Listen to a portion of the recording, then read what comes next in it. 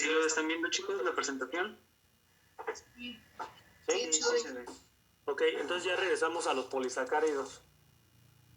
Entonces ya vimos alguno de estos polisacáridos importantes que son almidón, celulosa. ¿Cuál creen que sea? El almidón obviamente lo utilizan los vegetales para almacenar glucosa.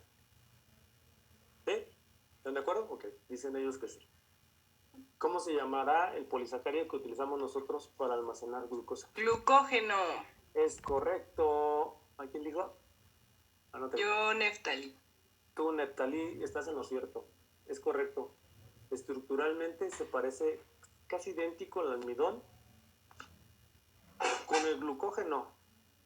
El glucógeno es la molécula en la cual los animales almacenamos la glucosa. ¿Sí? Entonces, toda esa glucosa que tenemos en excedente la almacenamos en forma de glucógeno. ¿Están de acuerdo? La única diferencia es que el glucógeno es una molécula más compacta, es decir, tiene las ramificaciones más cercas.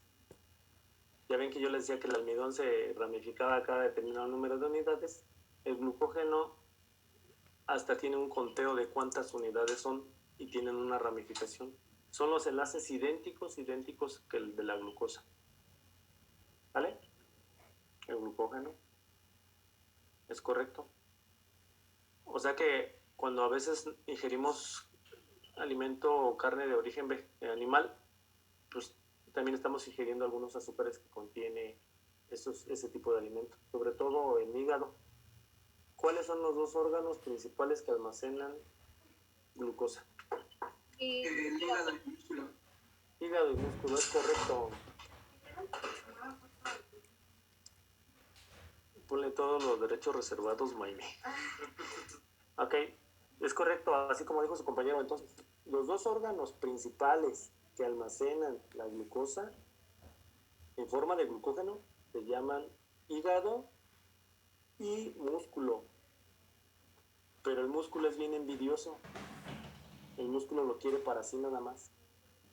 O sea, el músculo no le va a dar a nadie más. Ese glucógeno que almacene el músculo lo va a utilizar para sí mismo. Profe, ¿puede volver a repetir lo que dijo de dos órganos principales que almacenan? ¿Que almacenan la glucosa? Sí. Los dos órganos, bueno, los dos sistemas principales, pues es el hígado y en el músculo estriado. Ese tejido muscular yo les digo que es muy envidioso, ese nada más lo utiliza para sí mismo. No lo comparte con nadie más, esa glucosa. A diferencia de el hígado, que en el hígado pues lo almacena cuando acabamos de comer y en el periodo de ayuno lo comparte para todos. Lo manda a través del sistema a todas las células que lo requieren. Profe, dijo que la glucosa en forma de glucógeno, ¿verdad? ¿Se almacena, es correcto? ¿Cómo se almacenan los aminoácidos? ¿En forma de qué? Proteína. Creo que una vez se los puse esa pregunta en un examen. ¿No es en forma de proteínas? Esa pregunta se la puse en un examen. Les puse en forma de proteínas, en forma de enzimas, en forma de no sé qué, o no se almacenan. ¿Cuál creen que es la respuesta correcta? No se almacenan. Acuérdense que los ¿Proteínas? Que no se almacene. Acuérdense que los aminoácidos no se almacenan. No tenemos reserva de proteínas. No hay reserva de proteínas. Pues también son enzimas. Las proteínas son enzimas también. Sí, pero no las almacenas. No. Entonces, ¿cómo era la pregunta? Entonces, ¿Cómo se almacena? ¿Cómo? Ninguna de estas. Es correcto, ninguna de estas. Las proteínas, los aminoácidos no se almacenan. ¿Puedes repetirla, por favor? Dice Aranza que 5 pesos. No es cierto. Esa pregunta se les hizo en un examen. Decía así la pregunta que ¿cómo se almacenan los aminoácidos? Y le pone en forma de proteínas, en forma de enzimas, formando parte de la estructura, o no se almacenan. Y la respuesta es no se almacenan. ¿Cómo se almacenan? los carbohidratos en forma de, en nuestro sistema, estamos hablando del cuerpo humano, en forma de glucógeno. ¿Sí? Pregunta, ¿cuáles son los dos órganos principales gluconeogénicos? ¿El hígado y los riñones? Es correcto.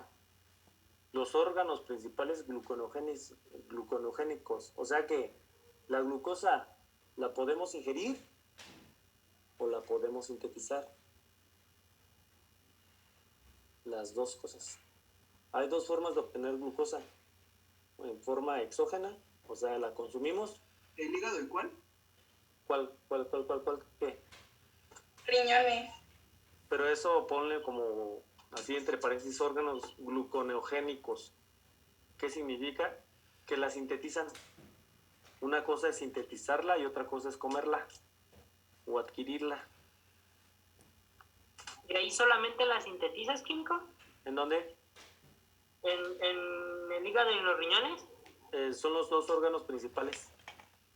La glucosa, ¿verdad? ¿Es correcto?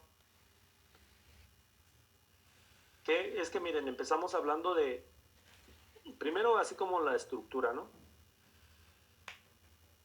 Cómo están compuestas las unidades, cómo están compuestos los disacáridos, algunos polisacáridos. Después comenzamos hablando un poquito de cómo es el proceso de digestión y absorción de estos carbohidratos. Vimos algunas alteraciones en este tipo de procesos. Y ya cuando ustedes habían estado en esta parte de la parte exógena, es decir, cómo se ingiere, se rompe y se absorbe. Bueno, no hemos visto absorción y transporte, todavía no lo vemos, que ahorita se lo voy a decir. Pero no me he pasado de la primera diapositiva. Ya ven que no necesitaba mucho. Ok. Entonces, las dos formas de obtener o de sintetizar o de tener glucosa es la vía exógena, o sea, comerla, y la vía endógena, sintetizarla. De la vía endógena, principalmente se sintetiza en hígado y en riñón, o en los riñones. Son las dos vías principales. La glucosa se almacena en dos órganos principalmente, en músculo estriado y en hígado. Pero les dije, el músculo estriado es bien envidioso. Ese no suelta para los demás. Siguiente pregunta. ¿Quiénes son los dos órganos que consumen casi en su totalidad la glucosa? El encéfalo y los eritrocitos. ¿El sistema nervioso? Ok, es correcto. El sistema nervioso, o sea, las neuronas consumen mucha energía, casi toda, y los eritrocitos. Los eritrocitos exclusivamente glucosa, exclusivamente. A ver, esperen, me regreso un poquito, ¿Cuál es la pregunta? Ok, acá Juan José está preguntando a José Jesús o JJ. Me pregunta que cuáles son los dos órganos donde se sintetiza la glucosa. La respuesta es Riñones e hígado. riñones e hígado. Riñones e hígado. Es que se quedó atrás en el apunte. Pero que el sistema nervioso, que no después de varios días de que ya no hubo inanición, puede consumir cuerpos cetónicos o algo así. Sí, ácidos grasos. Pero la respuesta es, la pregunta fue, ¿quién se consume casi toda la glucosa? Y la respuesta fue el sistema nervioso central y los eritrocitos. Y yo les dije después, los eritrocitos consumen exclusivamente glucosa. Exclusivamente.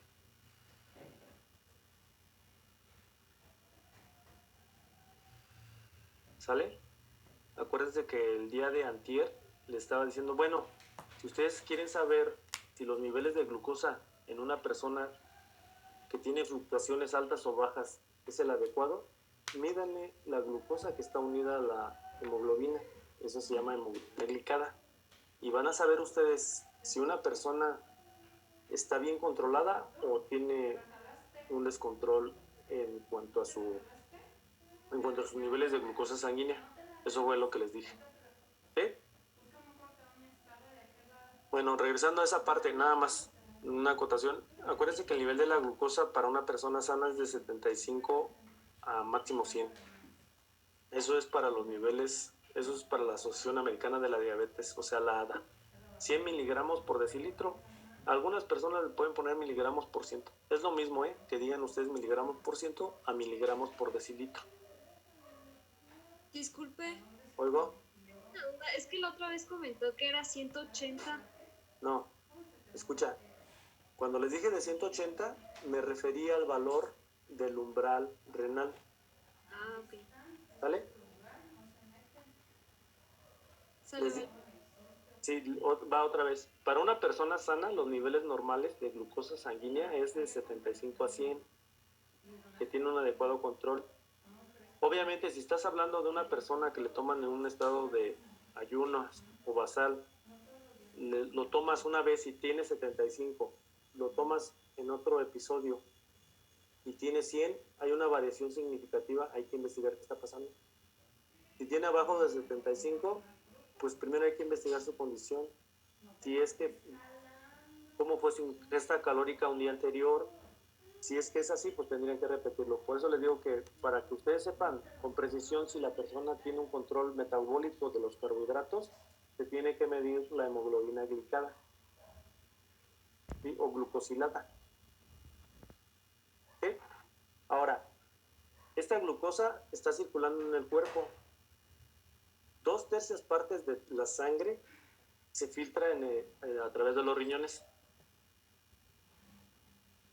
Entonces, se reabsorbe casi toda esa glucosa. En un 98% se reabsorbe. De un 2% es excretado a través de la orina de una persona sana. ¿Están de acuerdo? Sí, es decir, si la persona tiene 100 miligramos por decilitro de glucosa, si ustedes pudieran medirle cuánta glucosa tiene en la orina, en una persona sana, debería de ser de 1 a 2% de esos 100 miligramos, o sea, 1 gramo por decilitro, miligramo por decilitro. ¿Sí? ¿Qué pasó con el resto de la glucosa? Fue reabsorbida a través del sistema nervioso, a través del sistema renal. ¿Están de acuerdo? ¿Qué pasa cuando los niveles de glucosa son elevados? Lo que yo les decía, el valor del umbral renal significa que se pierde esa proporción de reabsorción. Es decir, ya no van a reabsorber los riñones de 1 a 2%. La glucosa se puede concentrar y podemos encontrar valores altos de la glucosa en la orina. ¿Cómo se llama esos valores altos de glucosa en la orina? Se llama glucosuria. ¿Vale? Espera. ¿Cómo se llama, perdón? Glucosuria. Glucosuria. Cuando dicen uria es referente a la orina. Gracias. ¿Ok? Sí.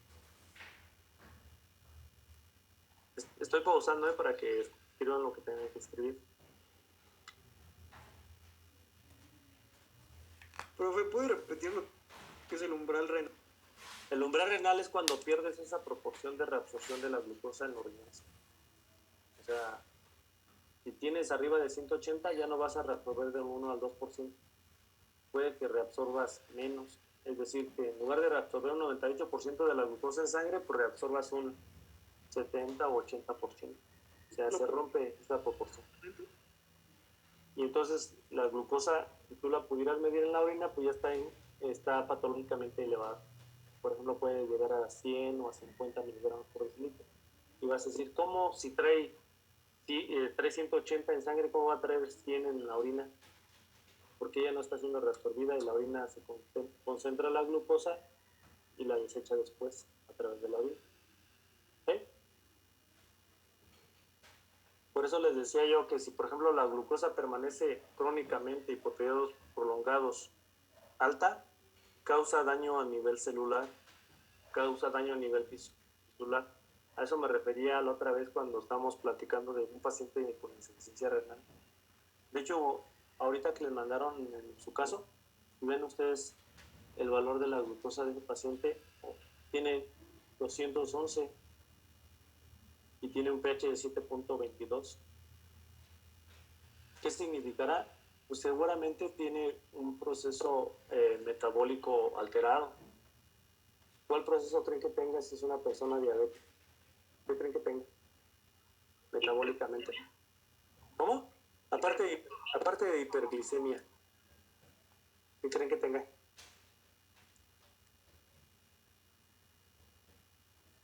Acidosis metabólica.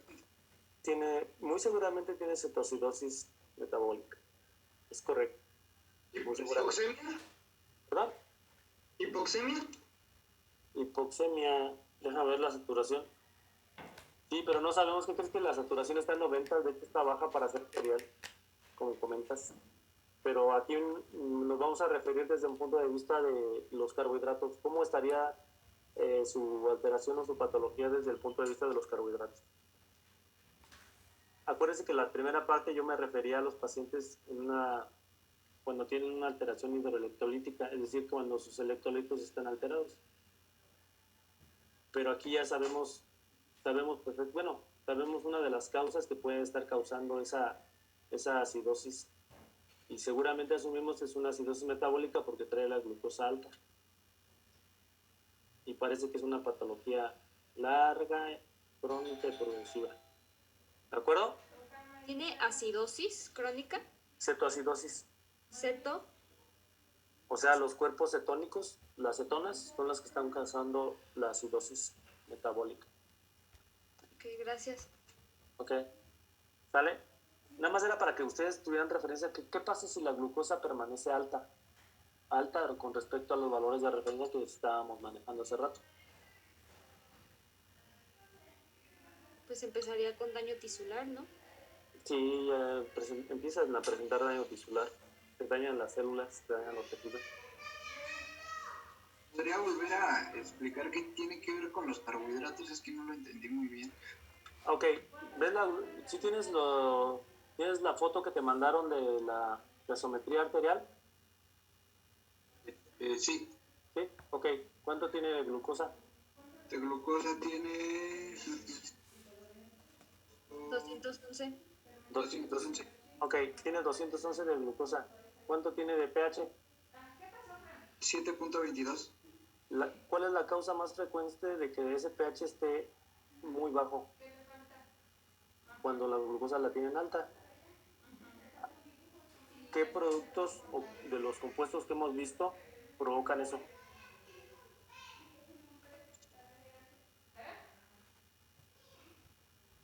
Acuérdense que uno era el dióxido de carbono. Ajá. Y otro eran los cuerpos cetónicos. Por eso les dije, seguramente ese paciente tiene cetoacidosis metabólica. Químico, entonces, los cuerpos ¿Cetónicos? los cetónicos, no sé, me acuerdo, ¿generan glucosa alta? No. Los cuerpos cetónicos vienen de otra cosa. A ver, ¿por qué? Más bien aquí la pregunta sería, ¿por qué tiene elevada la glucosa? ¿Qué creen que ocurrió para que esa glucosa que absorbió correctamente, porque la absorbió y entró a la sangre, ¿por qué esa glucosa se quedó alta y no disminuyó a pesar de estar en un periodo de ayuno? ¿Porque es diabético y no está controlado? Sí, pues ese ya sería finalmente como el diagnóstico de ustedes, ¿no? Pero vamos a regresarnos un poquito antes al diagnóstico. ¿Qué está ocurriendo con esa glucosa? ¿Por qué permaneció elevada? ¿Tiene que ver con el hígado? ¿Que no se está guardando la glucosa, por decirlo así? Eso podría ser una alternativa, pero ¿qué es lo más común? El páncreas. que exactamente que en el páncreas no se produjo la hormona que ayuda a que esa glucosa entre en las células para poder ser metabolizada. La insulina. La insulina. Ah, ok. La insulina tiene que ver con que la glucosa no entre en las células para ser utilizada, para ser metabolizada correctamente. ¿La insulina y el hígado trabajan de la mano? Muy parecido, hay mucha relación, pero la insulina es producida en el páncreas. Entonces, la insulina le da como la orden al hígado de que la empiece a guardar, ¿o cómo es? No solamente al hígado. Si quieren nos regresamos a la parte donde se rompía y se absorbe los disacáridos. O en general todos los carbohidratos, a excepción de cuando ya están como monosacáridos. En el intestino, ya ven que hay unas células que se llaman enterocitos. Ahí hay unos transportadores. Esos transportadores, pónganle que ustedes son como puertas en las células. Hay de varios tipos. En el intestino no necesita insulina para que esa glucosa entre. Hagan de cuenta que nada más tiene una llave, abren la puerta y la glucosa entra en el enterocito. Posteriormente esa glucosa es transportada o la vena porta principalmente al hígado. En el hígado, si no es utilizada, es almacenada en forma de glucógeno. Ese glucógeno, cuando pasa el periodo de que estamos comiendo y entramos al periodo de ayuno, ese glucógeno se va rompiendo y esa glucosa entra en circulación hacia la sangre. Si esa glucosa que llega a una célula no entra en ella, pues permanece ahí. ¿Por qué no entra en ella? Porque en la célula, dependiendo del tejido, hay unos transportadores, unas puertas. La insulina es como la llave que abre la puerta. ¿Sí? Sí. Si no tienes insulina, no tienes la llave. Tienes el transportador, sí, pero no tienes la llave. O sea, tienes la puerta, pero no tienes la llave para que entre la glucosa a la célula y sea metabolizada. Ah, ok. ¿Sí? Una pregunta. Sí. Por decir en ese caso que dice que, o sea, si no tiene, o sea, lo de la llave, en los que tienen resistencia a la insulina, o sea, sería el mismo problema. Ese es un síndrome, pero ese tiene que ver con que la insulina con que la glucosa permaneció elevada por mucho tiempo.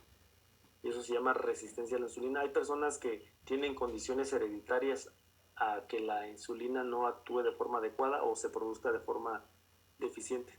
Haz de cuenta que algunas personas sí producen insulina, o sea, sí tienen la llave, pero la llave está deficiente. Y no tienes un hotel con muchísimos cuartos, pero tienes poquitas llaves para abrir la puerta. Ok. ¿Sí? ¿Sí entendieron la analogía? Y me quedó más claro, sí. Gracias. Ok. Espérame, aquí me va a preguntar algo Aranza y ahorita escucho tu pregunta.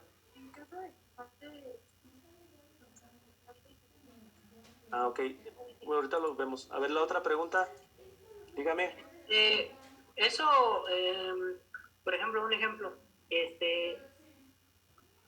tienes la glucosa alta y aunque te estés administrando insulina, sigue siendo alta.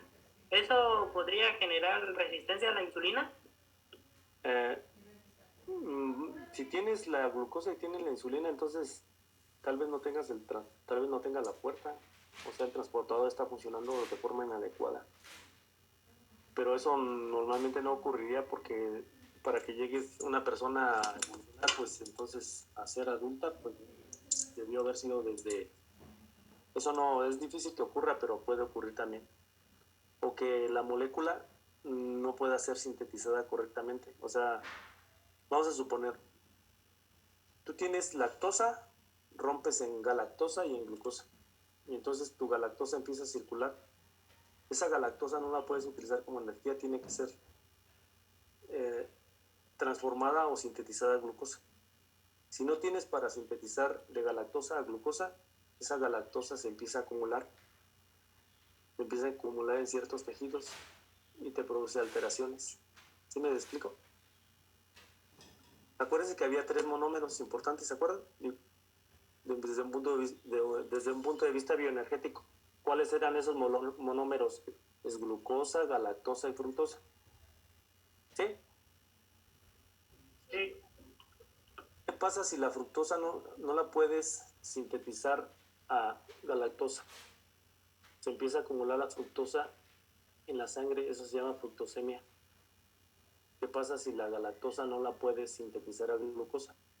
La galactosa se empieza a circular en la sangre, eso se llama galactosemia. Esas son alteraciones enzimáticas. Ya ven lo que están viendo con la doctora, la expresión de genes. Esos genes sintetizan enzimas. Algunas personas tienen esa alteración de que no tienen cómo convertir esos otros monómeros en glucosa. Esa es una alteración genética. ¿Qué pasa con algunas personas que tienen alguna enfermedad autoinmune, como la diabetes mellitus tipo 1? Es decir, desde bebés o desde muy chiquitos no produjeron la insulina adecuadamente. Y entonces tuvieron que ponerle insulina y se vuelven insulinodependientes. La otra alternativa que mencionaba su compañero, ¿qué pasa si, aunque tenga la insulina y no tienes el transportador? O sea, no tienes en la célula ese tipo de transportador o ese tipo de transporte. Tienes varios tipos en el mismo tejido, por si falla uno, porque si no sería catastrófico para todo el sistema, y todas las células pues morirían porque no tienen energía. De forma inicial pues utilizas carbohidratos, pero acuérdense que también puedes utilizar proteínas y puedes utilizar ácidos grasos. ¿Sí?